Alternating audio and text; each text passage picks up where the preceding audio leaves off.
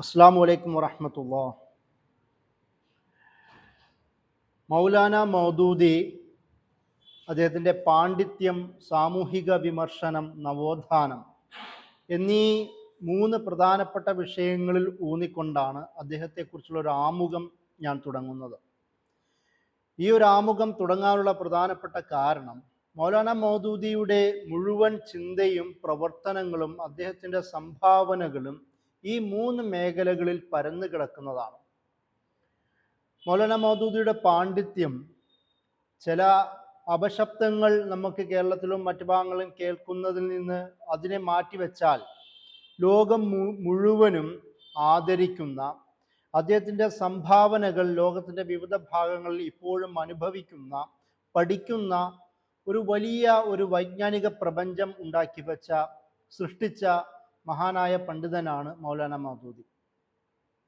അതുപോലെ തന്നെ ഈ കാലയളവിൽ ഇന്ന് നമ്മുടെ വർത്തമാനകാല ഇസ്ലാമിക വൈജ്ഞാനിക മേഖലകളിലും വിവിധ പുതിയ പ്രവണതകളിലും, അതായത് മുസ്ലിം ചെറുപ്പക്കാരിലും യുവാക്കളിലും പൊതുവെ മുസ്ലിം ജനങ്ങളിലും ഉണ്ടായ ഒരു വൈജ്ഞാനികമായ ഒരു ക്രിയാത്മകവും വിമർശനാത്മകവുമായ സൊസൈറ്റിയെക്കുറിച്ചുള്ള, സമൂഹത്തെക്കുറിച്ചുള്ള അവലോകനങ്ങളിൽ മൗലാന മൗദൂദിയുടെ സ്വാധീനവും സാന്നിധ്യവും അതിമഹത്തരമാണ്. അതുകൊണ്ട് തന്നെ അദ്ദേഹത്തിൻ്റെ ഒരു സാമൂഹ്യ വിമർശനം, അദ്ദേഹം അതിന് സ്വീകരിച്ച മെത്തഡോളജി വളരെ അനിവാര്യമായി തന്നെ നമ്മൾ സംസാരിക്കുകയും അത് അറിയുകയും വേണം. മൂന്നാമത് മൗലാന മൗദൂദിയുടെ നവോത്ഥാനം. മൗലാന മൗദൂദിയുടെ ചിന്തകളിൽ ഏറ്റവും കൂടുതൽ നിറഞ്ഞു നിന്നത് സമൂഹത്തിന് ആവശ്യമായ പരിവർത്തനമായിരുന്നു. അതുപോലെ തന്നെ ചെറുപ്പകാലം മുതൽ തന്നെ ഒരുപക്ഷെ ഔറംഗാബാദിൽ ജനിക്കുകയും പിന്നീട് ഹൈദരാബാദ് ഭാഗത്തേക്ക് വരികയും അവിടെ നിസാം എന്ന് പറയുന്ന നിസാമുൽ മുൽക്കിൻ്റെ ആസിഫിയ ഡൈനാസ്റ്റിയുടെ അധികാരത്തിൻ്റെ കീഴിൽ നിന്നുകൊണ്ടിട്ടുള്ള വൈജ്ഞാനിക പ്രവർത്തനങ്ങളുടെ തുടക്കം കുറിക്കുന്ന പശ്ചാത്തലത്തിലും ആ ഒരു സാഹചര്യത്തിലുമെല്ലാം മൗലാന മൗദൂദി ഒരുപക്ഷെ നേരിട്ടത് അത് ബ്രിട്ടീഷ് സാമ്രാജ്യവും അതിനോടുള്ള മുസ്ലിം ജനങ്ങളുടെയും പണ്ഡിതന്മാരുടെയും നിസാം അടക്കമുള്ള ഭരണകർത്താക്കളുടെയും പ്രതികരണങ്ങളാണ്. ഈ പണ്ഡിതന്മാരുടെ പ്രതികരണങ്ങളും ഭരണകർത്താക്കളുടെ നയനിലപാടുമെല്ലാം മൗലാന മൗദൂദി എന്ന് പറയുന്ന, അല്ലെങ്കിൽ അന്ന് അബുൽ മൗദൂദി എന്ന് പറയുന്ന ചെറുപ്പക്കാരന് വലിയ ഒരു മാറ്റത്തിനെ കുറിച്ചിട്ടുള്ള ചിന്തയ്ക്ക് അത് തിരികൊളുത്തി എന്ന് നമുക്ക് കാണാം. ഇങ്ങനെ വളരെ വിശദമായ ആ ഒരു ചെറുപ്പകാലം മുതൽ തന്നെ വളരെ വിശദമായ തരത്തിൽ ആഴത്തിൽ ചിന്തിക്കാൻ കഴിയുന്ന ഒരു ചെറുപ്പകാലവും അതിൽ നിന്ന് യുവത്വവും മൗലാന മൗദൂദിക്ക് നൽകിയെന്ന് നമുക്ക് ചരിത്രത്തിൽ തന്നെ കാണാം. 1903 സെപ്റ്റംബർ 25 ജനിക്കുകയും 1979 സെപ്റ്റംബർ 22 മരണമടയുകയും ചെയ്ത മൗലാന മൗദൂദി അദ്ദേഹത്തിൻ്റെ ഈ ചെറിയ കാലഘട്ടത്തിൽ തന്നെ ഇസ്ലാമിക ലോകത്ത് ഇന്നും ഇനി വരുന്ന നാളുകളിലും വളരെ നിർണായകമായ തരത്തിലുള്ള ചിന്ത പ്രദാനം ചെയ്യുവാനും, ഏതൊക്കെ സാമൂഹ്യ വിമർശനം മുസ്ലിം സമൂഹത്തിൽ നിന്നുണ്ടാവുന്നോ അതിലെല്ലാം മൗദൂദിയൻ ടച്ച്, മൗദൂദിയൻ സ്പർശം മൗലാന മൗദൂദി അവശേഷിപ്പിച്ചിട്ടുണ്ട് എന്ന് ശത്രുക്കൾ പോലും കരുതുന്ന തരത്തിൽ അത്രത്തോളം സ്വാധീനം ചെലുത്തുവാനും മൗലാന മൗദൂദിക്ക് കഴിഞ്ഞിട്ടുണ്ട് എന്നുള്ളതാണ്. അതുകൊണ്ട് തന്നെ ആ നവോത്ഥാന ശ്രമങ്ങൾ, മൗലാന മൗദൂദിയുടെ ചില രചനകൾ തന്നെ അത് നവോത്ഥാനത്തെക്കുറിച്ചും അത് മുസ്ലിം സമൂഹത്തിലുണ്ടാവുന്ന പരിവർത്തനങ്ങളെക്കുറിച്ചും അതിനാവശ്യമായി നമ്മൾ സ്വീകരിക്കേണ്ട രീതിശാസ്ത്രത്തെക്കുറിച്ചുമെല്ലാമാണ്. അതും വരുന്ന ക്ലാസ്സുകൾ നമ്മൾ വിശദമായി സംസാരിക്കുന്നതാണ്. മൗലാന മൗദൂദിയുടെ ചിന്തകൾ അത് ഖുർആനിൻ്റെ അടിസ്ഥാനത്തിലുള്ളതാണ്. ഖുർആൻ, അതിനുകൊണ്ട് തന്നെ 40-ലധികം വർഷം മൗലാന മൗദൂദി തഫ്ഹീമുൽ ഖുർആൻ രചിക്കുവാൻ എടുത്തതായി നമുക്ക് കാണാം. ഖുർആനെ കുറിച്ചുള്ള വിശദമായ ചർച്ച നമ്മൾ അടുത്ത ക്ലാസ്സിൽ ഖുർആനുമായി ബന്ധപ്പെട്ട ഒരു സ്പെഷ്യൽ ടോക്കിൽ സംസാരിക്കുന്നതാണ്. ഞാൻ പറഞ്ഞു വന്നത് മൗലാന മൗദൂദി എന്ന് പറയുന്ന ആ മഹാനായ പണ്ഡിതന്റെ ചിന്തകളിൽ ആദ്യത്തെ അടിസ്ഥാന ടെക്സ്റ്റ് അത് ഖുർആൻ തന്നെയാണ് എന്നുള്ളതാണ്. ആ ഖുർആന്റെ പഠനത്തിന് വിവിധ കിതാബുകൾ മുമ്പിൽ വെച്ചുകൊണ്ട് റെഫർ ചെയ്തുകൊണ്ട് കോപ്പി അടിക്കുന്ന തരത്തിലുള്ള തഫ്സീറാണ് എന്ന് പറയുന്ന ചില ആരോപണങ്ങൾ നമ്മുടെ ഈയിടക്കാലത്ത് ചില ആൾക്കാർ പറയുന്നത് നമുക്ക് കാണാം. പക്ഷേ അതിനേക്കാളും അപ്പുറം മൗലാന മൗദൂദി അദ്ദേഹം ഖുർആൻ തഫ്സീർ നടത്തുവാനും അതിനാവശ്യമായ ഫീൽഡ് സ്റ്റഡിക്ക് പോലും വിവിധ അറബ് ലോകങ്ങളുമായി കയറിയിറങ്ങിക്കൊണ്ട് ആ ഭാഗങ്ങളിൽ പോവുകയും അവിടുത്തെ ജിയോഗ്രഫിയും അവിടുത്തെ ജിയോ പൊളിറ്റിക്സും അവിടുത്തെ ഡെമോഗ്രഫിയും അവിടുത്തെ ചരിത്രവും അവിടുത്തെ സമകാലിക വികസനവും എല്ലാം വിശദമായി പഠിച്ചുകൊണ്ടാണ് അദ്ദേഹം ഖുർആനിനെ സമീപിച്ചത് എന്ന് നമുക്ക് കാണാം. അതുകൊണ്ട് തന്നെ അദ്ദേഹത്തിൻ്റെ എല്ലാ പ്രഭാഷണങ്ങളിലും പരിശുദ്ധ ഖുർആനിൻ്റെ ആയത്തുകളുടെ ആശയങ്ങൾ നിറഞ്ഞതാണ്. നമുക്കറിയാം മൗലാന മൗദൂദിയുടെ ഒട്ടുമിക്ക ബുക്കുകളും, ഇന്ന് നമ്മുടെ കയ്യിലുള്ള പല ബുക്കുകളും അദ്ദേഹത്തിൻ്റെ പ്രഭാഷണങ്ങളുടെ അതിൻ്റെ ഒരു സമാഹരണമാണ്. പലപ്പോഴും അതിൽ ആയത്തുകൾ നമ്മൾ ദൃശ്യത്തിൽ കാണുവാൻ കഴിയില്ല, കാരണം അദ്ദേഹം പ്രഭാഷണമായിരുന്നു എന്നതുകൊണ്ടാണ്. പക്ഷേ ഓരോ വാക്കുകളിലും അതിൻ്റെ പിന്നാമ്പുറങ്ങളിലും അതിൻ്റെ ഇടവേളകളിലുമെല്ലാം നമുക്ക് ഖുർആനിൻ്റെ ആശയങ്ങൾ പതുങ്ങിയിരിക്കുന്നതായി നമുക്ക് കാണാം. ഒരുപക്ഷെ മൗലാന മൗദൂദിയുടെ തന്നെ ഏറ്റവും കോംപ്രഹെൻസീവായ ഖുർആനെ കുറിച്ച് തന്നെ, അല്ലെങ്കിൽ അദ്ദേഹം മൗലാന മൗദൂദി മുന്നോട്ട് വെച്ച ആശയത്തിൻ്റെ ഏറ്റവും പ്രധാനപ്പെട്ട ടെക്സ്റ്റ് എന്ന് പറയുന്നത് അത് ഇലാഹ്, റബ്ബ്, ദീൻ, ഇബാദ എന്ന് പറയുന്ന ഖുർആനിൻ്റെ 4 സാങ്കേതിക ശബ്ദങ്ങൾ എന്ന പേരിൽ അറിയപ്പെട്ട ആ കിതാബിലുള്ളതാണ്. അദ്ദേഹത്തിൻ്റെ ചിന്തയുടെ മുഴുവൻ ആശയങ്ങളും അതിൻ്റെ അടിസ്ഥാനത്തിലാണ്. മൗലാന മൗദൂദി പിന്നീട് മൗലാന എന്ന പേരിൽ പാകിസ്ഥാനിൽ മൗലാന സാബ് എന്ന പേരിൽ അറിയപ്പെടുമ്പോൾ ആ ഒരു പശ്ചാത്തലത്തിൽ അവിടെ ഉണ്ടാവുന്ന പല പരിഷ്കരണ പ്രതിഷേധ പ്രക്ഷോഭ പരിപാടികളിലുമെല്ലാം അദ്ദേഹം മുന്നോട്ട് വെച്ച 3 കൺസെപ്റ്റുകൾ, അത് തൗഹീദ്, റിസാലത്ത് എന്ന് പറയുന്ന ആശയത്തിൽ നിന്നാണ്. തൗഹീദ്, റിസാലത്ത്, അതുപോലെ തന്നെ റബ്ബ് എന്നുമായി ബന്ധപ്പെട്ട വിഷയങ്ങളെ കേന്ദ്രീകരിച്ചുകൊണ്ടാണ് അദ്ദേഹം പ്രധാനമായും അതാവണം ഒരു കോൺസ്റ്റിറ്റ്യൂഷൻ്റെയും പ്രക്ഷോഭങ്ങളുടെയും ഇസ്ലാമിൻ്റെയും അടിസ്ഥാനം എന്ന് അദ്ദേഹം ചിന്തിക്കുന്നുണ്ട്. അതായത് മുഴുവനുമായും അദ്ദേഹത്തിൻ്റെ ചിന്ത ഖുർആനുമായി കണക്ട് ചെയ്തത് കൊണ്ടാണ്. അതുകൊണ്ട് തന്നെയാണ് അദ്ദേഹം ഒരു പ്രവർത്തനത്തിൻ്റെ അല്ലെങ്കിൽ ഒരാളുടെ ക്രിയയുടെ അതിൻ്റെ പരിവർത്തനത്തിന് ഖുർആൻ തന്നെ അടിസ്ഥാനമായി വരണമെന്ന് അദ്ദേഹം പറഞ്ഞത്. അതുകൊണ്ട് തന്നെയാണ് ഖുർആനിന് അദ്ദേഹം കൊടുത്ത തഫ്സീറിന് തഫ്ഹീമുൽ ഖുർആൻ എന്ന് പേര് പോലും കൊടുത്തത്.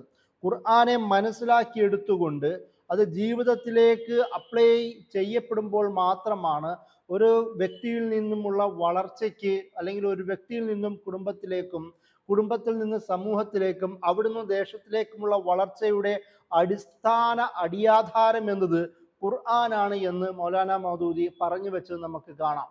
അതുപോലെ തന്നെ മൗലാന മൗദൂദിയുടെ ചിന്തകളിൽ പിന്നീട് നമുക്ക് കാണാം ഹദീസിനോടും ഫിഖ്ഹിനോടും. ഞാൻ ഇത് ഓരോന്ന് എണ്ണി പറയുന്നത് ഒരു ആമുഖം എന്ന നിലയിൽ വിശദീകരിക്കാൻ വേണ്ടിയിട്ടാണ്. മൗലാന മൗദൂദി ഇന്ന് നമ്മൾ അടിസ്ഥാന സാമ്പ്രദായിക വൈജ്ഞാനിക മേഖലകൾ എന്ന് കാണുന്ന ഖുർആൻ ആവട്ടെ, ഹദീസ് ആവട്ടെ, ഫിഖ്ഹ് ആവട്ടെ, അതിൻ്റെ കൂടെ തന്നെ താരീഖ്, ഹിസ്റ്ററി വിഭാഗമാവട്ടെ, ഇതിലെല്ലാം അതിശയകരമാവുന്ന തരത്തിൽ വിൽപ്പുത്തി നേടിയ ഒരു പണ്ഡിതനായിരുന്നു എന്ന് നമുക്ക് കാണാം.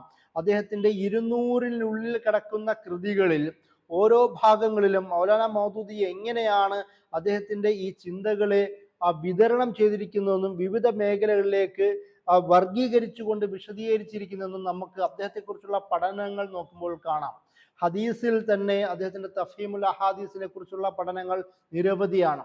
അതുപോലെ തന്നെ ഫിഖ്ഹിനെ കുറിച്ച് സുന്നത്തിക്ക് ആയിനെ ഹൈസിയത്ത് എന്ന പേരിൽ, സുന്നത്തിന്റെ പ്രാമാണികത എന്ന പേരിൽ മലയാളത്തിൽ ട്രാൻസ്ലേറ്റ് ചെയ്യപ്പെട്ട സുന്നത്ത് എന്താണെന്നും ആ സുന്നത്തിന്റെ അടിസ്ഥാനങ്ങൾ ഏതൊക്കെയാണെന്നും സുന്നത്ത് എങ്ങനെയാണ് സംരക്ഷിക്കപ്പെട്ടതെന്നും സുന്നത്ത് എന്തുകൊണ്ട് സംരക്ഷിക്കപ്പെടണമെന്നും സുന്നത്തും ഖുർആനും തമ്മിലുള്ള അഭേദ്യമായ ബന്ധം എന്താണെന്നും സുന്നത്തിനെ വിമർശിക്കുന്നവർക്കുള്ള വിമർശന മറുപടി എന്താണെന്നുമൊക്കെയും മൗലാന മൗദൂദി അദ്ദേഹത്തിൻ്റെ ഫിഖ്ഹുമായി ബന്ധപ്പെട്ട, ഹദീസുമായി ബന്ധപ്പെട്ട രചനകളിലെല്ലാം വിവിധ ഭാഗങ്ങളിലായി വിശദീകരിക്കുന്നത് നമുക്ക് കാണാം.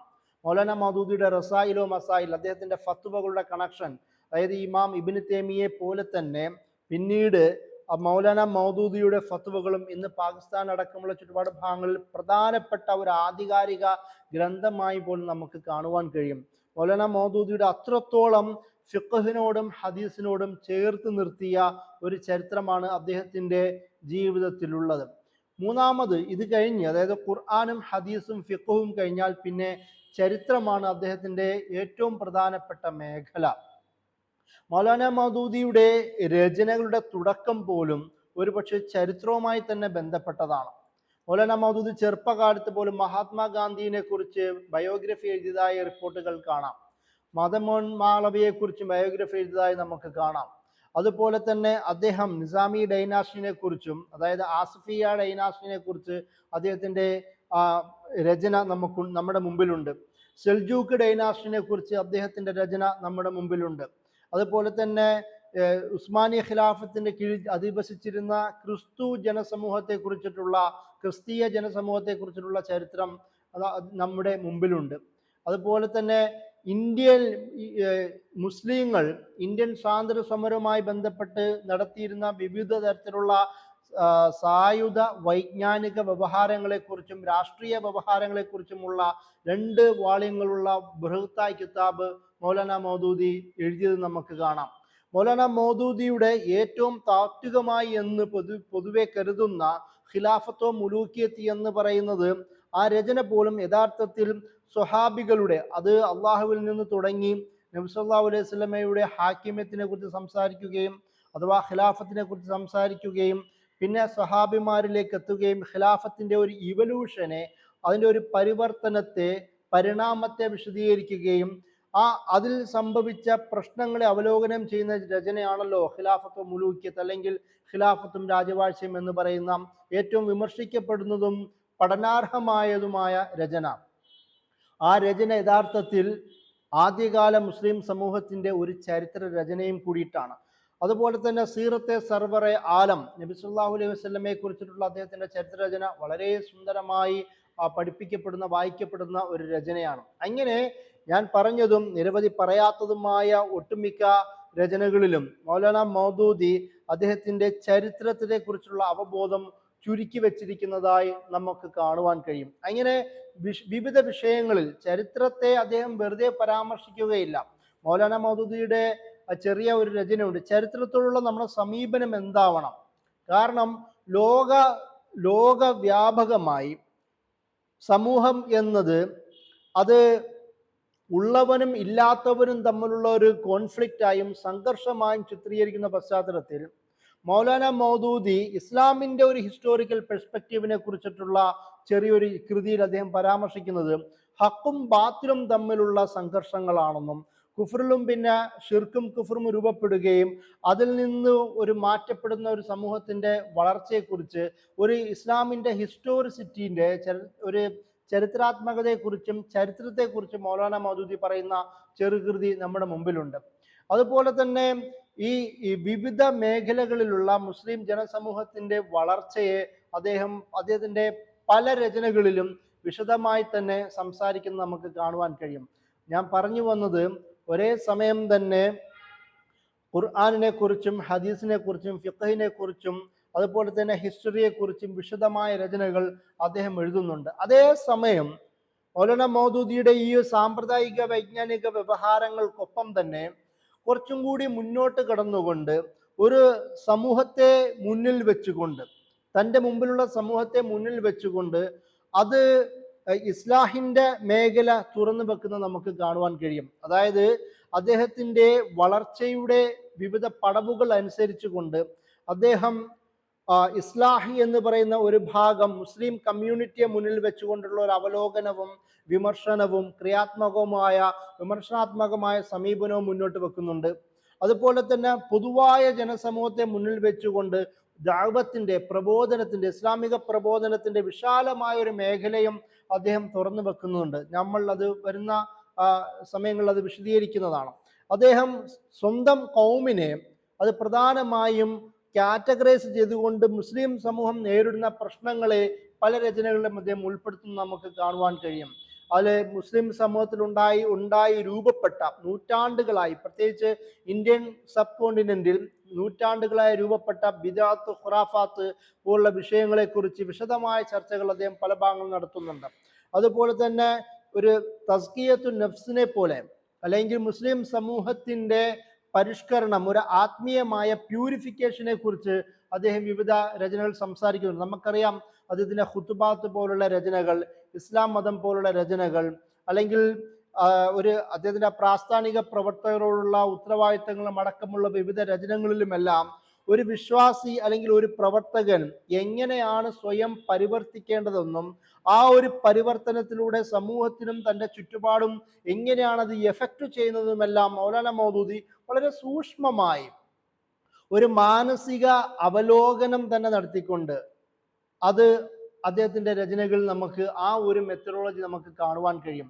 അതുപോലെ തന്നെ മൗലാന മൗദൂദി ആദ്യകാല പണ്ഡിതന്മാർ പറഞ്ഞതുപോലെ തന്നെ ഇസ്ലാമിൻ്റെ യഥാർത്ഥ പ്രമാണങ്ങളിലേക്കും ടെക്സ്റ്റുകളിലേക്കും ഇസ്ലാമിൻ്റെ യഥാർത്ഥ അദബുകളിലേക്കും ഇസ്ലാമിൻ്റെ യഥാർത്ഥ നുസ്കിലേക്കും ആചാരാനുഷ്ഠാനങ്ങളിലേക്കുമാണ് വിശ്വാസികൾ മടങ്ങേണ്ടതെന്ന് അദ്ദേഹത്തിൻ്റെ രചനകൾ പറയുന്നത് നമുക്ക് കാണുവാൻ കഴിയും.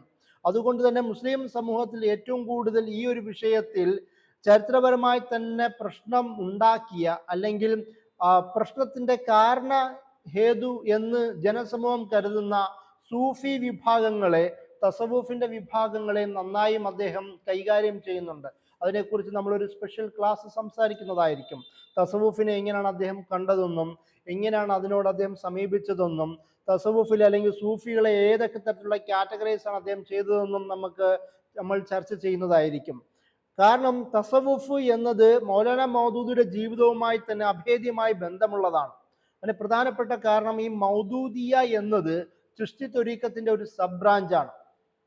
അതായത് ഷെയ്ഖ് മൗദൂദ് ഖുത്ബ് ചിശ്തി എന്ന പേരിൽ 12-ാം നൂറ്റാണ്ടിൽ തന്നെ ഇന്ത്യൻ സബ് കോണ്ടിനെന്റിൽ വരികയും പിന്നീട് ഇപ്പോൾ അഫ്ഗാൻ ഭാഗത്തേക്ക് പടരുകയും അങ്ങനെ പിന്നീട് വീണ്ടും 18-ാം നൂറ്റാണ്ട് മുമ്പ് തന്നെ വീണ്ടും ഇവരിവിടെ ഈ ഇന്ത്യൻ ഭാഗത്തേക്ക് എത്തുകയും ചെയ്ത ഒരു ബ്രാഞ്ചിന്റെ അതിൻ്റെ അവസാന കണ്ണികൾ ഒരാണ് മൗലാന മൗദൂദി പോലും. അദ്ദേഹത്തിന്റെ ജീവിതത്തിൽ തസവുഫിന് ഇൻഫ്ലുവൻസ് ഉണ്ടോ എന്നുള്ളത് മറ്റൊരു ചർച്ചാ വിഷയമാണെങ്കിൽ പോലും മൗലാന മൗദൂദിയുടെ കുടുംബപരമായി പോലും ഈ തസവുഫിന് ബന്ധമുണ്ട് എന്നാണ് ഞാൻ പരാമർശിച്ചത്. അതിനെക്കുറിച്ച് വിശദമായി നമ്മൾ സംസാരിക്കുന്നതായിരിക്കാം. അതിൻ്റെ കൂടെ തന്നെ മൗലാന മൗദൂദി മറ്റൊരു മേഖല, മുസ്ലിം സമൂഹത്തിന്റെ ഇസ്ലാഹുമായി ബന്ധപ്പെട്ട് കൈകാര്യം ചെയ്ത മറ്റൊരു മേഖല പണ്ഡിതന്മാരെ കുറിച്ചിട്ടുള്ള അവലോകനങ്ങളാണ്. അത് അണ്ടർസ്റ്റാൻഡിങ് ഇസ്ലാം എന്ന് പറയുന്ന രചനകളിലും മറ്റും വേ ഓഫ് ലൈഫ് എന്ന് പറയുന്ന രചനകളിലുമെല്ലാം മൗലാന മൗദൂദി അത് വിശദമായി സംസാരിക്കുന്നുണ്ട്. ഇവിടുത്തെ ഉലമാക്കൾ, അദ്ദേഹത്തിന്റെ ചില വിമർശനം നമുക്ക് കാണാം. മുസ്ലിം പണ്ഡിതന്മാർ ഒരു പഴയകാല ചരിത്രത്തിന്റെ സുവർണ കാലഘട്ടത്തിൽ സ്റ്റക്കായി പോവുകയും അത് ഒരു പുതിയൊരു വായനയ്ക്കും സമൂഹത്തിന് ആവശ്യമായ തരത്തിലുള്ള നവോത്ഥാന പ്രക്രിയയിൽ ഇടപെടാത്തതിനെ കുറിച്ച് മൗലാന മൗദൂദി ഈ പണ്ഡിതന്മാരെ വിമർശിക്കുന്നത് നമുക്ക് കാണാം. അതേസമയം തന്നെ മോഡേണിറ്റിയുടെ ഇൻഫ്ലുവൻസിൻ്റെ അതിൽ അടിപ്പെട്ട് ഇസ്ലാമിനോടും ശരീഅത്തിനോടും ഒരു അവമതി പ്രകടിപ്പിക്കുന്ന, അതുപോലെ തന്നെ ഇസ്ലാമികമായ പല രീതികളോടും ചിഹ്നങ്ങളോടും ചിന്തകളോടുമെല്ലാം ഒരു അതൃപ്തി പ്രകടിപ്പിക്കുന്ന മോഡേണിസ്റ്റ് സ്കോളേഴ്സിനെയും മോഡേണിസ്റ്റായ പണ്ഡിതന്മാരെയും മൗലാന മൗദൂദി ഒരുപോലെ വിമർശനം നടത്തുന്നത് നമുക്ക് കാണാം. മൗലാന മൗദൂദിയുടെ കാഴ്ചപ്പാടിൽ പണ്ഡിതന്മാർ എന്ന് പറയുന്നത് മുസ്ലിം സമൂഹത്തിൽ വളരെ ക്രൂഷ്യലായ ഇമ്പോർട്ടൻ്റ് ആയ റൂൾ നിർവഹിക്കേണ്ടവരാണ്. അതുകൊണ്ട് തന്നെ ആധുനിക കാലത്ത് എന്തൊക്കെയാണോ മുസ്ലിം സമൂഹവും പൊതുലോകവും അനുഭവിക്കുന്നതും അവർ നേരിടേണ്ടി വരുന്നതുമെല്ലാം അതെല്ലാം പണ്ഡിതന്മാർ അറിഞ്ഞിരിക്കണമെന്നും അത് ആ രീതിയിൽ ഇസ്ലാമിനെ വേണ്ട ഏറ്റവും മിതത്വമായ രീതിയിൽ നീതിപൂർവമായ രീതിയിൽ ഇസ്ലാമിനെ സബ്മിറ്റ് ചെയ്യണമെന്നുമാണ് മൗലാന മൗദൂദി ചിന്തകൾ പറഞ്ഞു വെക്കുന്നത്. അതുപോലെ തന്നെ അതിതീവ്രമായ ഡോഗ്മാറ്റിക് അപ്രോച്ച് സ്വീകരിച്ചുകൊണ്ട് അത് ഇസ്ലാമിനെയോ മുസ്ലിം സമൂഹത്തെ സമീപിക്കുമ്പോൾ പലപ്പോഴും പ്രതിലോത്മകരമായ എഫക്റ്റാണ് അത് മുസ്ലിം സമൂഹത്തിൽ ഉണ്ടാക്കുന്നതെന്ന് അദ്ദേഹം പറയുന്നുണ്ട്. അതുപോലെ തന്നെ ഇസ്ലാമികമായ സാമ്പ്രദായിക വൈജ്ഞാനിക മേഖലകളെക്കുറിച്ച് വളരെ ചുരുങ്ങിയ കാഴ്ചപ്പാടുകൾ അത് മുസ്ലിം സമൂഹത്തിനും ഇസ്ലാമിനും വളരെയേറെ ദോഷം ചെയ്യുമെന്നും മൗലാന മൗദൂദി പറഞ്ഞു വെക്കുന്നുണ്ട്. മുസ്ലിം സമൂഹത്തിന് അവർക്കാവശ്യമായ ഗൈഡൻസ് നൽകുവാനും മുസ്ലിം സമൂഹത്തിൽ അനിവാര്യമായ ഇസ്ലാമിക പാഠങ്ങൾ ആഴത്തിൽ തന്നെ പ്രൊമോട്ട് ചെയ്യുവാനും പണ്ഡിതന്മാർക്കാവണമെന്ന് അദ്ദേഹം പറയുന്നുണ്ട്. ഒരേ സമയം തന്നെ പണ്ഡിതന്മാർക്ക് എത്തിക്കലായ വളരെ ധാർമ്മിക അവബോധത്തിന്റെ അടിസ്ഥാനത്തിലുള്ള നേതൃത്വം ആവശ്യമാണെന്നും അതിൻ്റെ കൂടെ തന്നെ തങ്ങൾ കൈകാര്യം ചെയ്യുന്ന വിഷയങ്ങളിൽ ക്രിട്ടിക്കലായിട്ടുള്ള വിമർശനാത്മകമായ സമീപനമാണ് കൈക്കൊള്ളേണ്ടതെന്നും മൗലാന മൗദൂദി പണ്ഡിതന്മാരെ കുറിച്ച് അവലോകനം ചെയ്യുമ്പോൾ പറയുന്നത് കാണാം. അതായത് പണ്ഡിതൻ എന്ന് പറയുന്നത് ഒരുപാട് സാമ്പ്രദായികമായ ഒരുപാട് വിവരങ്ങൾ തലയിലേറ്റി നടക്കുന്ന ഒരാൾ എന്നതിനേക്കാളും അപ്പുറം ആ വിവരങ്ങളെ സമകാലികമായി അവലോകനം ചെയ്യുകയും മുസ്ലിം സമൂഹത്തിന് ആവശ്യമായ തരത്തിലേക്ക് അത് വിതരണം ചെയ്യുവാനും പണ്ഡിതന് കഴിയണമെന്നാണ് മൗലാന മൗദൂദി അതിന്റെ ചിന്തകളിൽ പറഞ്ഞു വെക്കുന്നത്. ഇതിന്റെ കൂടെ തന്നെ മുസ്ലിം ഒരു ജനസമൂഹത്തെ മുഴുവനായും ആരാണ് മനുഷ്യൻ എന്ന് മൗലാന മൗദൂദി പറയുന്നുണ്ട്. അതായത് ഒരു മനുഷ്യനെ കുറിച്ച് സംസാരിക്കുമ്പോൾ അള്ളാഹു പ്രപഞ്ചം സൃഷ്ടി, അല്ലെങ്കിൽ അള്ളാഹു പ്രപഞ്ചം മനുഷ്യൻ, ഈ തരത്തിലുള്ള ഒരു ബന്ധത്തെ, കോറിലേഷനെ മൗലാന മൗദൂദി പറഞ്ഞു വെക്കുന്നുണ്ട്. അതിൽ മനുഷ്യൻ ആരാണ്?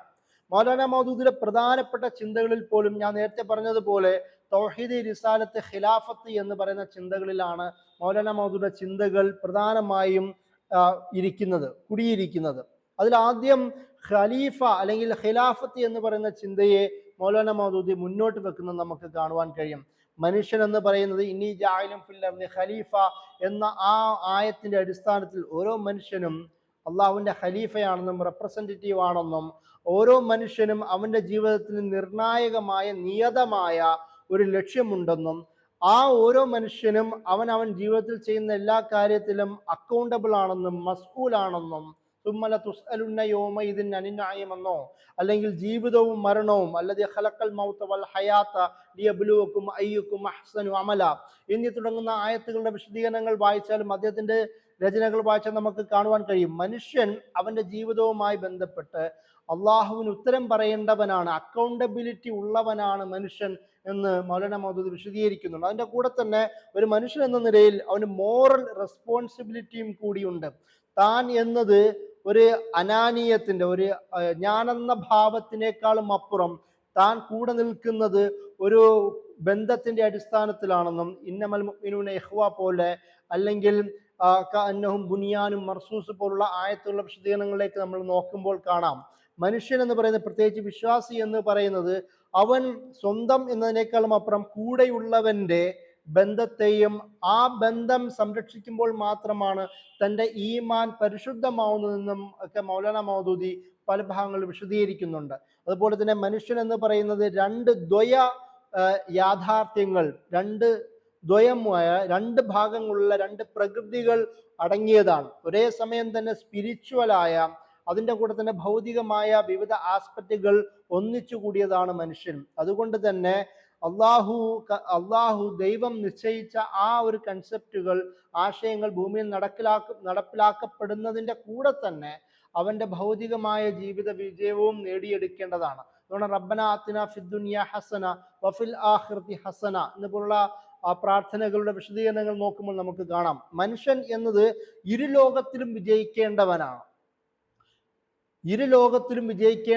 എന്ന് പറയുന്നു. അതായത് ഭൗതികമായ വിജയങ്ങൾ നേടിയെടുക്കുന്നതിന് ധാർമ്മികമായ അടിസ്ഥാനങ്ങൾ അനിവാര്യമാണെന്ന്. അതായത് മെറ്റീരിയലായ കൺസെപ്റ്റിനെ അത് നേടിയെടുക്കണമെങ്കിൽ സ്പിരിച്വലായ, മെറ്റാഫിസിക്കലായ അംശങ്ങൾ അവന്റെ ജീവിതത്തിൽ അനിവാര്യമാണെന്ന് മൗലാന മൗദൂദി ഒരു മനുഷ്യന്റെ ഉത്തരവാദിത്തത്തെക്കുറിച്ചും എൻറ്റിറ്റിയെക്കുറിച്ചും സംസാരിക്കുമ്പോൾ പറയുന്നത് കാണാം. മൗലാന മൗദൂദിയുടെ മറ്റൊരു പ്രധാനപ്പെട്ട ചിന്ത, അതായത് സോഷ്യൽ ക്രിട്ടിക് എന്ന നിലയിൽ സമൂഹത്തിന്റെ ഇസ്ലാഹുമായി ബന്ധപ്പെട്ട് സംസാരിക്കുമ്പോൾ അത് പറയുകയും മനുഷ്യൻ ആരാണെന്ന് വിശദീകരിക്കുകയും ചെയ്യുന്ന അതേ പശ്ചാത്തലത്തിൽ തന്നെ മൗലാന മൗദൂദി രണ്ടാമത് കൂടുതൽ വിശദീകരിക്കുന്നത് എന്താണ് അദ്ദേഹം സമൂഹത്തെക്കുറിച്ച് കാണുന്നത് എന്നുള്ളതാണ്. ആദ്യം ഫാമിലി എന്ന് പറയുന്ന ഒരു കൺസെപ്റ്റിനെ അദ്ദേഹം മുന്നോട്ട് വെക്കുന്നുണ്ട്. ഫാമിലി എന്നത് അദ്ദേഹത്തിന്റെ ചിന്തയിൽ ഒരു ബേസിക് യൂണിറ്റ് ആയിട്ടാണ് അദ്ദേഹം മുന്നോട്ട് വെക്കുന്നത്. അതായത് ഒരു സമൂഹത്തിന്റെ ശരിയായ പരിവർത്തനം നടക്കണമെങ്കിൽ അത് വ്യക്തിയുടെ പരിവർത്തനത്തിലൂടെ കുടുംബവും, കുടുംബത്തിന്റെ പരിവർത്തനത്തിലൂടെ സമൂഹവും, സമൂഹത്തിന്റെ പരിവർത്തനത്തിലൂടെ അത് ദേശവും എന്ന് പറയുന്ന ഒരു കൺസെപ്റ്റാണ്. ഇങ്ങനെ ആ ഒരു കണ്ണികൾ പൂർത്തീകരിക്കുമ്പോഴാണ് ശരിയായ ഒരു ദേശ രൂപീകരണം, അതിൻ്റെ ഒരു ഇവല്യൂഷൻ സംഭവിക്കുക എന്ന് മൗലാന മൗദൂദി പറഞ്ഞു വെക്കുന്നത് കാണാം. അതിന് അനിവാര്യമായും ഇസ്ലാമികമായ മൂല്യങ്ങൾ അടിയന്തിരമായും വേണം. അതുപോലെ തന്നെ ഫാമിലി എന്ന് പറയുന്ന ആ ഒരു സിസ്റ്റം സംരക്ഷിക്കപ്പെടണമെങ്കിൽ ഫാമിലിയിൽ, കുടുംബത്തിലുള്ള സ്ത്രീ പുരുഷ സമവാക്യങ്ങൾ അത് പൂരകമായി വർത്തിക്കണം. കുടുംബത്തിലുള്ള മോഡസ്റ്റി, അതുപോലെ തന്നെ ധാർമ്മികമായിട്ടുള്ള സദാചാര ബോധങ്ങളുമെല്ലാം നിറഞ്ഞതാവണം. കുടുംബത്തിൽ വിവാഹവുമായി ബന്ധപ്പെട്ട കൺസെപ്റ്റുമെല്ലാം വളരെ നിയതമായ വ്യക്തമായ ബോധമുള്ളവരാവണം. കുടുംബത്തിലുള്ളവർ, അത് മാതാപിതാക്കൾ, അത് തർബിയത്തുൽ ഔലാദ്, മക്കളോടുള്ള മാതാപിതാക്കളുടെ കടമയും, അതുപോലെ തന്നെ ബിറുൽ വാലിദൈൻ, മക്കൾക്ക് മാതാപിതാക്കളോടുള്ള കടമയും പൂർത്തീകരിക്കുമ്പോഴാണ് ഇസ്ലാമികമായ ഒരു ഫാമിലിയുടെ നിലനിൽപ്പ് ഉണ്ടാവുക എന്ന് മൗലാന മൗദൂദി പറഞ്ഞു വെക്കുന്നുണ്ട്. അതുപോലെ തന്നെ രണ്ടാമത് അദ്ദേഹം പറയുന്നത് മറ്റൊരു സിസ്റ്റം, മൗലാന മൗദൂദിയുടെ ചിന്തകളിലെ പ്രധാനമായി നമുക്ക് കാണാൻ കഴിയുന്നത് ഈ സിസ്റ്റം തിയറികളാണ്. ജീവിതത്തെ, ഇസ്ലാമിനെ എല്ലാ മേഖലകളിലും ഒരു നിയതമായ സിസ്റ്റം നമുക്ക് തരുന്നുണ്ട്, ഒരു സ്ട്രക്ചർ നമുക്ക് ഒരുക്കി തരുന്നുണ്ട് എന്നാണ് മൗലാന മൗദൂദി പറയുന്നത്. അത് കുടുംബത്തിന് ശേഷം മൗലാന മൗദൂദി പറയുന്നത് സാമ്പത്തികമായ വ്യവസ്ഥയെ കുറിച്ചിട്ടാണ്.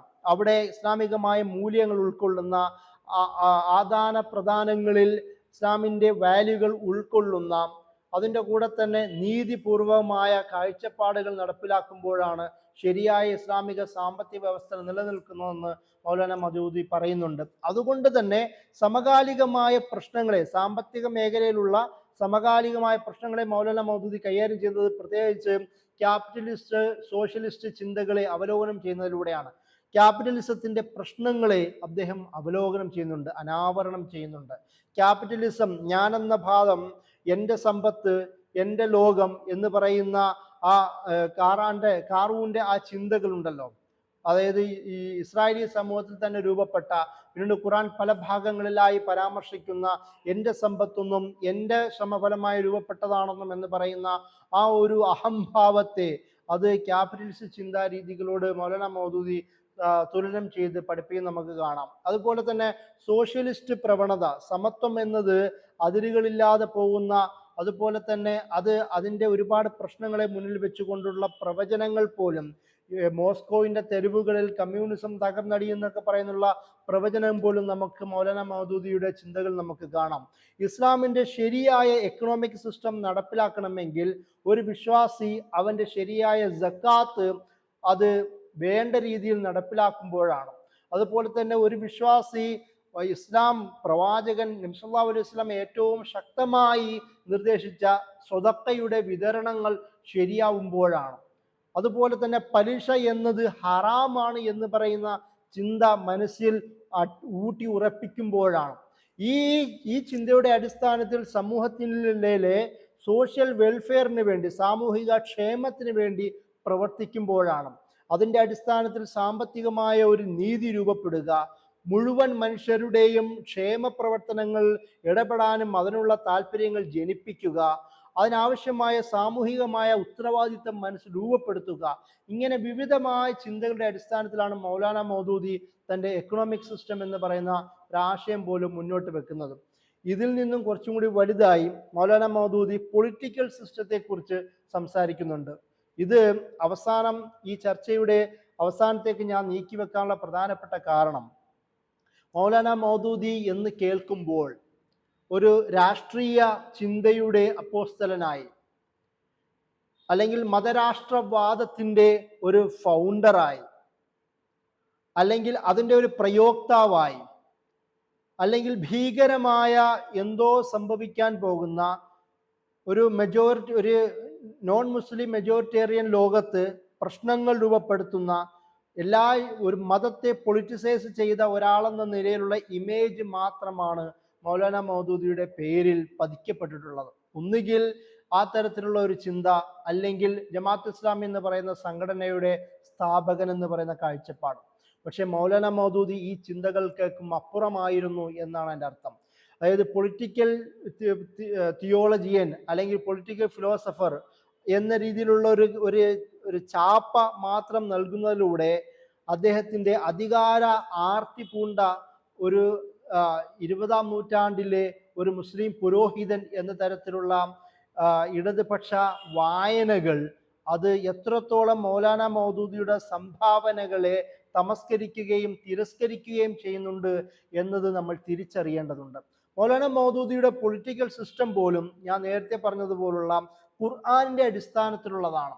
ഖുർആന്റെ 4 സാങ്കേതിക ശബ്ദങ്ങൾ എന്ന് പറയുന്ന രചനയിൽ അത് ഇലാഹി എന്ന് പറയുന്നത് ആരാണ്? അള്ളാഹു ആണെങ്കിൽ അവൻ ഇലാഹാണെങ്കിൽ അവൻ ഖാലിഖാണ്, അവൻ സൃഷ്ടാവാണ്.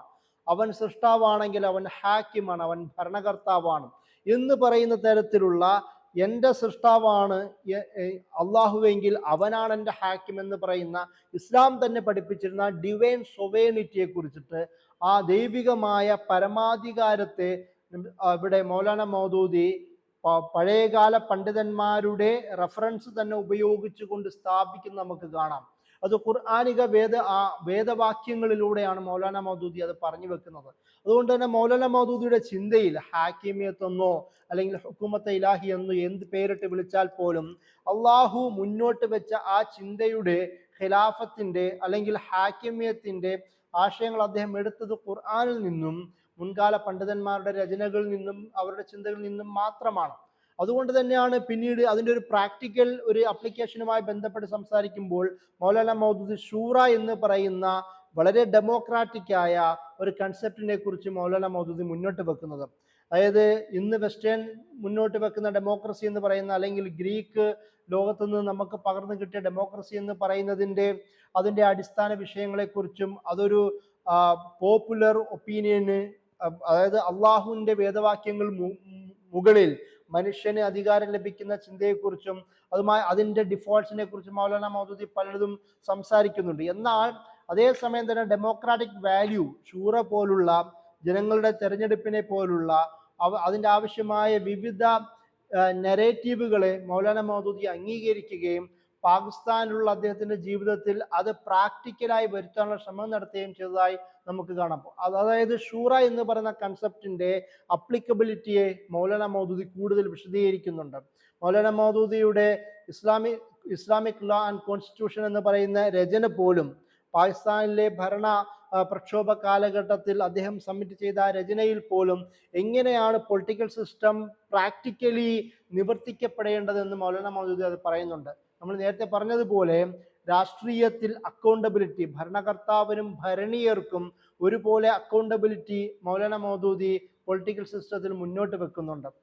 അതിൻ്റെ കൂടെ തന്നെ ഈ ഒരു കൺസെപ്റ്റിൽ അദ്ദേഹം ഇസ്ലാമിക് വാല്യൂസിനെയും പ്രിൻസിപ്പിൾസിനെയും ചേർത്തുകൊണ്ടാണ് പൊളിറ്റിക്കൽ സിസ്റ്റം അനാവരണം ചെയ്യുന്നത്. ഈ ഒരു മേഖലയിൽ മൗലാന മൗദൂദി പൊളിറ്റിക്കൽ സിസ്റ്റം മുന്നോട്ട് വെക്കുമ്പോൾ ഒരുപക്ഷെ ഇന്ത്യൻ സബ് കോണ്ടിനെന്റിലെ ഏറ്റവും പ്രഗത്ഭനായ പണ്ഡിതനായ 18-ാം നൂറ്റാണ്ടിൽ ജീവിച്ച ഷാ വലീദ് ദഹ്ലവിയുടെ ചിന്തയുടെ ഒരു കടമെടുപ്പ് പോലും അദ്ദേഹത്തിന്റെ രചനകളിൽ നമുക്ക് കാണാം. അതായത് ഷാ വലീദ് ദഹ്ലവി വ്യക്തി, കുടുംബം, നഗരം, ദേശം, ദൗലത്ത് എന്ന രീതിയിൽ വിശദീകരിക്കുമ്പോൾ മൗലാന മൗദൂദി അതിനെ വ്യക്തി, കുടുംബം, സമൂഹം, ദേശം എന്ന് പറയുന്ന രീതിയിലേക്കാണ്. കാരണം ഷാ വലീദ് ദഹ്ലവി ജീവിച്ച ഡൽഹി എന്ന് പറയുന്ന നഗരത്തിനെ മുന്നിൽ വെച്ചുകൊണ്ടാണ് ചിന്തിച്ചതെങ്കിൽ മൗലാന മൗദൂദി കൂടുതൽ വ്യാപിപ്പിച്ചുകൊണ്ട് ആ ചിന്തയെ കൂടുതൽ വിശാലമാക്കിക്കൊണ്ട് സമൂഹത്തിന്റെ പരിവർത്തനത്തെ അദ്ദേഹം മാറ്റിവെച്ചു എന്നുള്ളതാണ്. അതായത് മൗലാന മൗദൂദിയുടെ ചിന്തയിൽ പോലും ഷാ വലീദ് ദഹ്ലവിയുടെ ചിന്തയ്ക്ക് വലിയ സ്വാധീനമുണ്ടായിരുന്നതായി നമുക്ക് കാണാം. ഈ ചിന്തകൾക്കെല്ലാം കൂടി മൗലാന മൗദൂദി മുന്നോട്ട് വെക്കുന്ന പ്രധാനപ്പെട്ട ഒരു പ്രൊജക്റ്റ് എന്ന് പറയുന്നത് തജ്ദീദാണ്. എന്താണ് തജ്ദീദ്? അത് നമ്മൾ നേരത്തെ പറഞ്ഞതുപോലെ വ്യക്തി, കുടുംബം, സമൂഹം, ദേശം, നാഷൻ എന്ന് പറയുന്ന രീതിയിലേക്കുള്ള തജ്ദീദാണ്. അത് മൗലാന മൗദൂദി ആ തജ്ദീദിനെ പ്രവാചകന്മാരുടെ പാരമ്പര്യത്തിന്റെ ഒരു പിന്തുടർച്ചയായിട്ടാണ് മൗലാന മൗദൂദി തജ്ദീദിനെ പരിചയപ്പെടുത്തുന്നത്. അതിൽ മൗലാന മൗദൂദി പറയുന്നുണ്ട് പ്രവാചകന്മാർ എന്താണ് ചെയ്തത്. മൗലാന മൗദൂദിയുടെ തജ്ദീദ് വ ഇഹ്യാഉദ്ദീൻ എന്ന് പറയുന്ന രചനയിൽ തജ്ദീദിന്റെ ഈ പ്രവാചകന്മാർ ചെയ്ത അവരുടെ പ്രക്രിയയെ, അവരുടെ പ്രൊജക്റ്റിനെ വിശദീകരിക്കുന്നുണ്ട്. ഈ പ്രവാചകന്മാർ യഥാർത്ഥത്തിൽ അവരുടെ ജനസമൂഹത്തിന് മുമ്പിൽ അവരുടെ ഭൗതികമായ മാനസികമായ ഒരു പരിവർത്തനത്തിന്, വിപ്ലവാത്മകമായ പരിവർത്തനത്തിനാണ് ഈ പ്രവാചകന്മാർ പരിശ്രമിച്ചത്. ആ ഒരു പരിവർത്തനത്തിലൂടെ അവരുടെ ജീവിതത്തിലും അവരുടെ സ്വഭാവ മേഖലകളിലുമെല്ലാം ഇസ്ലാമികമായ ഒരു ആറ്റിറ്റ്യൂഡ് അപ്ലൈ ചെയ്യുവാനാണ് ഈ പ്രവാചകന്മാർ ശ്രമിച്ചതെന്ന് മൗലാന മൗദൂദി വിശദീകരിക്കുന്നുണ്ട്. ആ മാറ്റത്തിലൂടെ അവരുടെ ജീവിതത്തിലും അവരുടെ കാഴ്ചപ്പാടിലുമെല്ലാം കൂടുതൽ ഇസ്ലാമികമായി മാറ്റാനാണ് പ്രവാചകന്മാർ ശ്രമിച്ചതായി മൗലാന മൗദൂദി പറയുന്നു. അതിൻ്റെ കൂടെ തന്നെ അങ്ങനെ ആവുന്നതോടുകൂടി അവരുടെ ജീവിതത്തെ കൂടുതൽ ഇസ്ലാമികമായ ഒരു പാറ്റേണിന്റെ ഉള്ളിലേക്ക് മാറ്റുകയും അതുപോലെ അതിനെതിരെ ആവുന്ന എല്ലാ ശക്തികളെയും തടുത്തു നിർത്താൻ പറ്റുന്ന തരത്തിലുള്ള ഒരു ത്വാക്കത്ത്, ഒരു ശക്തി, ഈമാനികമായ ശക്തി ഈ വിശ്വാസികൾക്ക് ഉണ്ടാക്കാനും പ്രവാചകന്മാർ, അംബിയ മുർസലീങ്ങൾ ശ്രമിച്ചതായി മൗലാന മൗദൂദി പറയുന്നുണ്ട്. ഇതിന്റെ ഭാഗമായി, അതായത് ഒരു വിശ്വാസത്തിലേക്ക് കൊണ്ടുവരികയും ആ വിശ്വാസം സ്വന്തം ജീവിതത്തിൽ സർവാത്മനമായി സ്വീകരിപ്പിക്കാൻ കഴിയുകയും അതിൻ്റെ ഭാഗമായി എതിർത്ത് നിൽക്കുന്ന ശക്തികളെ ചേർത്ത് നിൽക്കാനുള്ള ശക്തി സംഭരിപ്പിക്കാൻ കഴിയുകയും അതിൻ്റെ ഭാഗമായി അവരുടെ മുഴുവൻ ജീവിതത്തിലും സാമൂഹികമായ, സാമ്പത്തികമായ എല്ലാ മേഖലകളിലും ഒരു ഇസ്ലാമികമായിട്ടുള്ള ഒരു നിയമ സംവിധാനം, വ്യവസ്ഥ നടപ്പിലാക്കാൻ ശ്രമിക്കുക എന്നതായിരുന്നു പ്രവാചകന്മാർ ശ്രമിച്ചതെന്ന് അദ്ദേഹം ആ രചനയിൽ പറയുന്നുണ്ട്. അതുപോലെ തന്നെ ഈ തജ്ദീദ് എന്ന് പറയുന്ന ചിന്തയ്ക്ക് മൗലാന മൗദൂദി ഉപയോഗിക്കുന്നത് നബി സല്ലല്ലാഹു അലൈഹി വസല്ലമയുടെ ഹദീസ് തന്നെയാണ്. ഇമാം അബൂ ദാവൂദ് റിപ്പോർട്ട് ചെയ്യുന്ന അബൂ ഹുറൈറ റളിയല്ലാഹു അൻഹുവിൽ നിന്നുള്ള ആ ഒരു ഹദീസ് നമുക്കറിയാമല്ലോ. ഇന്നല്ലാഹ യബ്അസു ലിഹാദിൽ ഉമ്മ അലാ റാസി കുല്ലി മിഅത്തിൻ സന മൻ യുജദ്ദിദു ലഹാ ദീനഹാ. അതായത് എല്ലാ മുസ്ലിം ഈ ഉമ്മത്തിന്റെയും എല്ലാ 100 വർഷത്തിന്, നൂറ്റാണ്ടിന്റെയും സുപ്രധാനമായ ഒരു ഭാഗത്ത് ദീനിനെ തജ്ദീദ് ചെയ്യുവാൻ പറ്റുന്ന തരത്തിൽ അള്ളാഹു നിയോഗിക്കുമെന്ന് പറയുന്ന ആ ഒരു ഹദീസ്, ആ ഹദീസിനെ മൗലാന മൗദൂദി അവലോകനം ചെയ്യുന്നുണ്ട്. അതായത് നൂറ്റാണ്ടിന്റെ തുടക്കം എന്നതിനേക്കാളും അപ്പുറം നൂറ്റാണ്ടിന്റെ നിർണായകമായ, ഇസ്ലാമിന് നിർണായകമായ ഒരു സാന്നിധ്യത്തിലായിരിക്കും വരുന്നതെന്ന് മൗലാന മൗദൂദി അത് അവലോകനം ചെയ്യുന്നുണ്ട്. അതിൻ്റെ കൂടെ തന്നെ ഇതൊരാൾ എന്നതിനേക്കാളും അപ്പുറം ഏതൊക്കെ ഭാഗങ്ങളിൽ ആരൊക്കെ എന്തൊക്കെ വികസനം വേണമോ അതിനൊക്കെ പറ്റുന്ന തരത്തിലുള്ള വിവിധ തജ്ദീദി പ്രവർത്തനം നടത്താൻ പറ്റുന്ന പണ്ഡിതന്മാരുടെ വരവിനെ കുറിച്ചിട്ടാണ് മൗലാന മൗദൂദി ആ ഹദീസിനെ അവലോകനം ചെയ്യുന്നത്. എന്നിട്ട് മൗലാന മൗദൂദി തജ്ദീദിനെ മുജദ്ദിദും, ഈ പരിഷ്കർത്താവും ഒരു പ്രവാചകനും തമ്മിലുള്ള ഒരു താരതമ്യം ചെയ്യുന്നുണ്ട്. ഒരിക്കലും പരിഷ്കർത്താവ് പ്രവാചകൻ അല്ലെങ്കിൽ പോലും പ്രവാചകനെ പോലെ തന്നെ ചിന്തിക്കാൻ പറ്റുന്ന ക്ലിയർ മൈൻഡുള്ള, ഒരു വ്യക്തമായ വിഷനുള്ള, അതുപോലെ സ്ട്രെയിറ്റ് ഫോർവേഡായി ചിന്തിക്കാൻ കഴിയുന്ന, സമൂഹത്തിന്റെ പ്രശ്നങ്ങളെ വകതിരിവോടുകൂടി കാണുവാനും ബാലൻസ്, ഒരു സമന്വയം ജീവിതത്തിൽ രൂപപ്പെടുത്താനും കഴിയുന്ന, എല്ലാ പ്രശ്നങ്ങളിൽ നിന്നും മാറി ഇൻഡിപെൻഡന്റ് ആയി ചിന്തിക്കാൻ കഴിയുന്ന, എല്ലാ പ്രജഡ്യൂസിനെ മുന്നിൽ മാറ്റിവെച്ചുകൊണ്ട് ശരിയായ രീതിയിൽ തെറ്റേതെന്നും ശരിയേതെന്നും വ്യക്തമായി വകതിരിച്ചറിയാൻ കഴിയുന്ന ഒരാളിനെയാണ് മുജദ്ദിദായി മൗലാന മൗദൂദി ചിത്രീകരിക്കുന്നത്. ഇതിന്റെ ഭാഗമായി ഒരു ശരിയായ ഇസ്ലാമിക ചിന്തയെ മുസ്ലിം സമൂഹത്തിൽ അവർക്ക് സമർപ്പിക്കാൻ കഴിയുമെന്ന് മൗലാന മൗദൂദി ഈ മുജദ്ദിദാരി എന്ന് പറയുന്ന കാര്യത്തിൽ വിശദീകരിച്ച് പറയുന്നുണ്ട്. എന്നിട്ട് തജ്ദീദിന്റെ പ്രധാനപ്പെട്ട മേഖലകൾ ഏതൊക്കെയാണെന്ന് മൗലാന മൗദൂദി എണ്ണുന്നു. അതായത് മുസ്ലിം സമൂഹത്തിലുള്ള പ്രധാനപ്പെട്ട പ്രശ്നങ്ങളെ കുറിച്ച് അവലോകനം ചെയ്യുക, ആ അവലോകനത്തിന്റെ അടിസ്ഥാനത്തിൽ ശരിയായ റിഫോർമേഷന് വേണ്ടിയിട്ടുള്ള ഒരു സ്കീം മുന്നോട്ട് വെക്കുക, അതിൻ്റെ കൂടെ തന്നെ മുസ്ലിം സമൂഹത്തിലുള്ള ലിമിറ്റേഷന് എന്തൊക്കെയാണെന്ന് തിരിച്ചറിയുക, എന്തൊക്കെ സ്രോതസ്സുകൾ ഉണ്ടെന്ന് മനസ്സിലാക്കുക, അതിനെ അളന്ന് തിട്ടപ്പെടുത്തുക, എന്നതിന് ശേഷം ശരിയായ തരത്തിലുള്ള ഇന്റലക്ച്വൽ റിവല്യൂഷൻ മുന്നോട്ട് വെക്കാൻ ശ്രമിക്കുക. അതിൻ്റെ അടിസ്ഥാനത്തിൽ ഇന്റലക്ച്വൽ റിവല്യൂഷൻ മുന്നോട്ട് വെക്കുകയും പ്രാക്ടിക്കലായ പരിഷ്കരണങ്ങൾ, പ്രാക്ടിക്കൽ റിഫോമുകൾ അത് സമർപ്പിക്കാനും ഈ മുജദ്ദിദിന് കഴിയണമെന്ന് മൗലാന മൗദൂദി പറയുന്നു. അതിനാവശ്യമായ ഏറ്റവും പ്രധാനപ്പെട്ട ഒരു ശക്തി എന്ന് പറയുന്നത്, ചാലശക്തി എന്ന് പറയുന്നത് ഇജ്തിഹാദാണ് എന്ന് മൗലാന മൗദൂദി പറയുന്നുണ്ട്.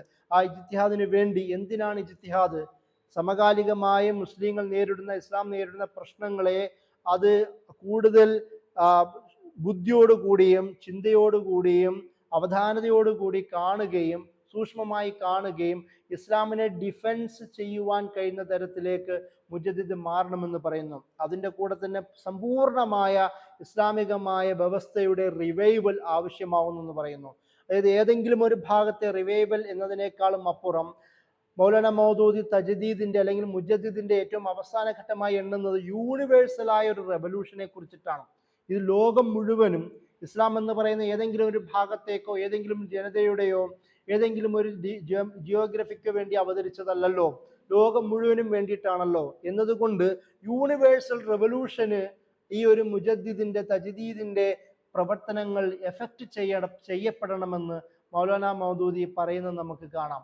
ഈ പറയുന്ന ഭാഗത്ത് തന്നെയാണ് മൗലാന മൗദൂദി എന്തുകൊണ്ടാണ് മൗലാന മൗദൂദി സ്വയം തന്നെ താൻ എന്ത് ചെയ്തു എന്ന് വിശദീകരിക്കുന്നുണ്ട്. മൗലാന മൗദൂദിയും മറിയം ജമീലയും തമ്മിലുള്ള ഒരു കറസ്പോണ്ടൻസ് ഉണ്ട്. 1960 ഡിസംബർ മുതൽ 1962 ഏപ്രിൽ വരെ നീണ്ടു നിൽക്കുന്ന ഏകദേശം 2 വർഷക്കാലം നീണ്ടു നിൽക്കുന്ന ഒരു കത്തിടപാടുകൾ പിന്നീട് അത് ശേഖരിക്കപ്പെട്ടു. Correspondence between Maryam Jameelah and Maulana Maududi എന്നാണ് അതിൻ്റെ പേര്. അതിൽ മൗലാന മൗദൂദി എന്താണ് ചെയ്യാൻ ശ്രമിച്ചതെന്ന് മറിയം ജമീലയ്ക്ക് പറഞ്ഞു കൊടുക്കുന്നുണ്ട്. അതിലൊന്ന് പാശ്ചാത്യ സംസ്കാരത്തിൻ്റെ പ്രത്യയശാസ്ത്ര അടിത്തറകളെ കുറിച്ചുള്ള വിമർശനമാണ് മൗലാന മൗദൂദി ലക്ഷ്യം വെച്ചത്. അതായത് ഒരു മുജദ്ദിദ് ആണെന്ന് സ്വയം പറയുക എന്നതിനേക്കാളും അപ്പുറം താൻ എന്ത് ആണ് ഇസ്ലാമിന് വേണ്ടി ചെയ്യാൻ ശ്രമിച്ചതെന്നാണ് മൗലാന മൗദൂദി മറിയം ജമീല ചോദിച്ചപ്പോൾ മറുപടി പറയുന്നത്. ഒന്ന്, പാശ്ചാത്യ സംസ്കാരത്തിൻ്റെ പ്രത്യയശാസ്ത്ര അടിത്തറയെ കുറിച്ചുള്ള വിമർശനം നടത്തുക, ഇസ്ലാമിൻ്റെ പ്രത്യയശാസ്ത്ര അടിസ്ഥാനങ്ങളെക്കുറിച്ചുള്ള വിശദീകരണം നടത്തുക. ഒന്ന്, പാശ്ചാത്യ സംസ്കാരത്തിൻ്റെ പ്രത്യയശാസ്ത്ര അടിത്തറയെക്കുറിച്ച് വിമർശനം നടത്തുക, ഇസ്ലാമിൻ്റെ പ്രത്യയശാസ്ത്ര അടിസ്ഥാനങ്ങളുടെ വിശകലനം നടത്തി വെക്കുക, ഒരു ബദൽ വ്യവസ്ഥ എന്ന നിലയിൽ ഇസ്ലാമിനെ മുന്നോട്ട് സമർപ്പിക്കുകയും ചെയ്യുക. ഇങ്ങനെയാണ് മൗലാന മൗദൂദി തൻ്റെ പ്രവർത്തനത്തെ ചുരുക്കി പറഞ്ഞത്. എന്നിട്ട് മൗലാന മൗദൂദി പറയുന്നു, ഈ ഒരു 3 ലക്ഷ്യങ്ങളുടെ സാധൂകരണത്തിന് വേണ്ടിയിട്ടാണ് മൗലാന മൗദൂദി ജമാഅത്തെ ഇസ്ലാമി സ്ഥാപിച്ചതെന്ന് അദ്ദേഹം പറയുന്നുണ്ട്. മറിയം ജമീലയ്ക്ക് മറുപടിയായി പറയുന്നു. അതായത് പാശ്ചാത്യ സംസ്കാരത്തിൻ്റെ ഇസ്ലാമിക മുസ്ലിം സമൂഹത്തിൽ ഉണ്ടാക്കിയെടുത്ത ആ വിമർശനം നടത്തുക, ഇസ്ലാമിക പ്രത്യയശാസ്ത്രം എന്താണെന്ന് ജനങ്ങൾക്ക് പഠിപ്പിച്ചു കൊടുക്കുക, ഇസ്ലാമിന് ഒരു ബദൽ വ്യവസ്ഥയാ മുന്നോട്ട് വെക്കുക, അല്ലാതെ ഒരു സംഘടനാ ജീവിയാക്കി മുസ്ലിം സമൂഹത്തെ മാറ്റുക എന്നതിനേക്കാളും അപ്പുറം ഇസ്ലാമിന് വേണ്ടി പ്രവർത്തിച്ച, ഇസ്ലാമിനെ ഡിഫെൻഡ് ചെയ്യാൻ കഴിയുന്ന ആ തരത്തിലുള്ള ജിഹാദ് നടത്തിയ ഒരാളെന്ന നിലയിലാണ് മൗലാന മൗദൂദി സ്വയം തന്നെ പരിചയപ്പെടുവാൻ ആഗ്രഹിക്കുന്നത്. ഇങ്ങനെയാണ് മൗലാന മൗദൂദിയുടെ പ്രവർത്തനങ്ങൾ ഇസ്ലാമിക ലോകത്ത് അദ്ദേഹം സമർപ്പിച്ചത്. അതായത് ജീവിതത്തിൻ്റെ തുടക്കം മുതൽ അവസാനം വരെയും അദ്ദേഹത്തിൻ്റെ ചിന്തകൾ എത്രത്തോളം എന്ന് പറഞ്ഞാൽ, നമ്മുടെ മലബാർ പ്രക്ഷോഭം നടക്കുന്ന സമയത്ത് പോലും മൗലാന മൗദൂദിയുടെ രചനകളുണ്ട്. മൗലാന മൗദൂദിയുടെ രചനകൾ ഈ അടുത്ത പ്രബോധനത്തിൽ പോലും ട്രാൻസ്ലേറ്റ് ചെയ്യപ്പെട്ടു വന്നിരുന്നു. ഈ മലബാർ സമരം എന്ന് പറയുന്നത് നോർത്ത് ഇന്ത്യൻ ഡൽഹി ഭാഗങ്ങൾ തെറ്റിദ്ധരിക്കപ്പെട്ടപ്പോൾ അത് ശരിയായ നിലപാടല്ല എന്നും, ഇത് യഥാർത്ഥത്തിൽ അത് മുസ്ലിങ്ങളുടെ ഒരു വിമോചന പോരാട്ടത്തിന്റെ ഭാഗമായിട്ടാണെന്നുമെല്ലാം മൗലാന മൗദൂദി, അന്ന് ചെറുപ്പക്കാരനായ മൗദൂദി, മലബാർ പ്രക്ഷോഭകാലത്തിന്റെ മലബാർ ഭാഗത്തെ മുസ്ലിങ്ങളുടെ ആ പോരാട്ടത്തെ വിശദീകരിക്കുന്നത് നമുക്ക് കാണാം. ആ ശരിയായ ഒരു ചിത്രം അത് വലിയ, അതായത് ദേശീയ തലത്തിലുള്ള നേതാക്കന്മാരുടെ മുമ്പിലേക്ക് സമർപ്പിക്കുന്നത് നമുക്ക് കാണാം. ഇങ്ങനെ അദ്ദേഹത്തിൻ്റെ ഓർമ്മ വെച്ച കാലം മുതൽ, ഭൗതികമായ വളർച്ചയുടെ കാലം മുതൽ അവസാനം വരെയും ഇസ്ലാമിന് വേണ്ടി, സംഘടനാ ചിന്തയ്ക്ക് അപ്പുറം ഇസ്ലാമിന് വേണ്ടി പ്രവർത്തിച്ച ഒരാളെന്ന നിലയിൽ മൗലാന മൗദൂദിയുടെ വൈജ്ഞാനികമായ സംഭാവനകൾ നമ്മൾ പ്രത്യേകം അത് പഠിക്കുകയും വിശദീകരിക്കുകയും കൂടുതൽ അറിയുകയും വേണമെന്നാണ് ഞാൻ പറഞ്ഞതിൻ്റെ ചുരുക്കം. ഇത്രയും പറഞ്ഞുകൊണ്ട് ഞാൻ എൻ്റെ വാക്കുകൾ അവസാനിപ്പിക്കുകയാണ്. അസ്സലാമു അലൈക്കും.